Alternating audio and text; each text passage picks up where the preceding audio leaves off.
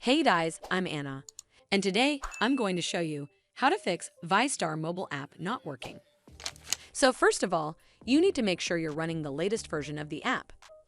Open up App Store on your device, and then tap on this search icon in the bottom right corner. Then search for the VyStar mobile app, and if you see this update button right next to the app name, simply tap on it to make sure you're running the latest version of the app. But if you still encounter this issue, then you need to clear App Cache. Go to your device settings and then scroll all the way down to General and tap on it. Then tap on iPhone Storage. From here, search for the VyStar mobile app and then tap on it. Once you're on this screen, you need to tap on Offload App. Tap again to confirm. It'll take a bit for processing, and then a Reinstall button will show up. Simply tap on it to reinstall the app.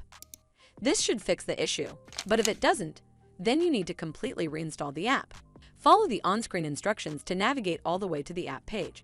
Once you're on this screen, tap on Delete App to uninstall the app from your device.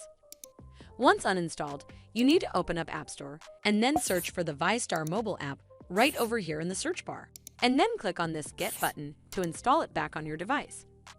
Hopefully this will fix the issue, and if it did, then make sure you give this video a super thanks by clicking on this heart icon to help support the channel, and don't forget to hit that subscribe button.